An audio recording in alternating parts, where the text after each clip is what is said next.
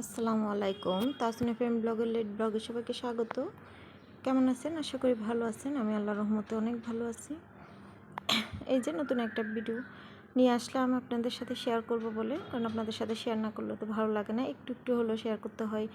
যদিও আমি ওরকম ভালোভাবে ভিডিও করতে পারি না, বা আপনাদের সাথে সবসময় রেগুলার রুটিন করে ভিডিও আপলোড করতে পারি না, দুঃখিত তার জন্য। তো যতটুকু পারি অতটুকু ট্রাই করি। আজকে আসলাম একটু ঘুরতে চট্টগ্রামের মধ্যে।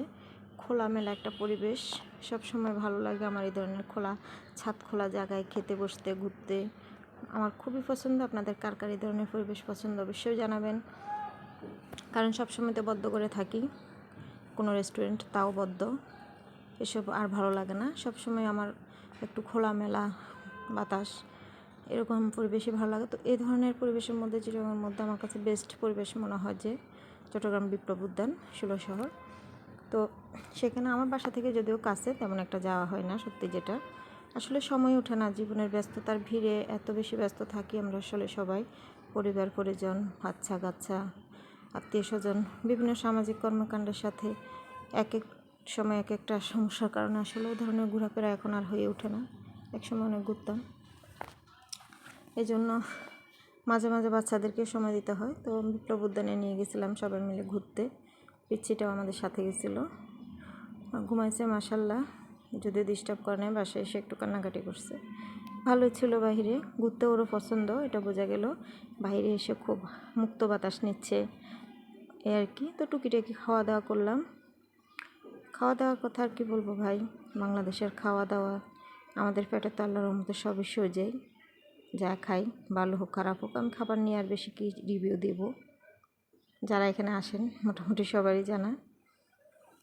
তারপর আমি বলবো ভালোও না খারাপও না, আছে, চলতেছে এ আর কি। কারণ আসলেই আমাদের দেশের খাওয়া দাওয়া, রেস্টুরেন্টগুলো, এগুলোর আসলে কোনো কমেন্ট করে কোনোই লাভ নেই, এটা শুধরাবে না, এমনই থাকবে।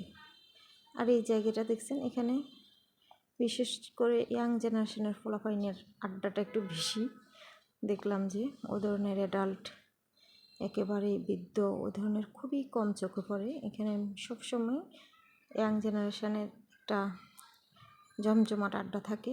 সবাই আসলে খোলামেলা পরিবেশে এ ধরনের স্ট্রিট ফুডগুলো খেতে এখানে আসে। তো ওই দিন অনেক কিছু ট্রাই করা হয়েছিল, অনেক কিছু, যদিও এত কিছু ট্রাই করা ঠিক না একই সাথে। তারপর বাচ্চাদের আবদার, সেই জন্য মেটাইতে হয়েছে এ আর কি। ওদের জন্যই তো সব, এই জন্য ওরা যা বলে মাঝে মাঝে সব কিছু পেলে ওদেরকেই প্রাধান্য দিতে হয়, এবং ট্রাই করি যতটুকু পারি সবাই মিলে বাচ্চাদেরকে এফোর্ট দেওয়ার।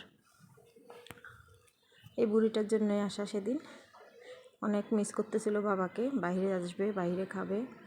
তো ওর উদ্দেশ্যে আমরা সবাই ঘুরতে আসছিলাম আর কি।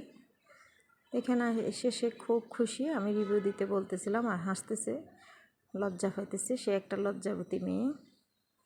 আমাদের মেয়ে সবগুলো আল্লাহর মতো অনেক লজ্জাবতী, অনেক চুপচাপ, অনেক আদরে। আল্লাহ সবাই দোয়া করবেন, আল্লাহ যাতে আমাদের বাচ্চাগুলোকে ভালো রাখে, সুস্থ রাখে, নেক হায়াত দান করে, মানুষের মতো মানুষ হইতে পারে, অন্যায় নেই বুঝতে পারে, দুনিয়ার সাথে কোনটা ভালো, আখেরাতে কোনটা ভালো, দুনিয়ার কোনটা মন্দ কাজ, ভালো কাজ, সব যাতে বুঝতে পারে, সেই তৌফিক দান করুক। সবাই ভালো থাকবেন। আল্লাহ হাফেজ। আসসালামু আলাইকুম।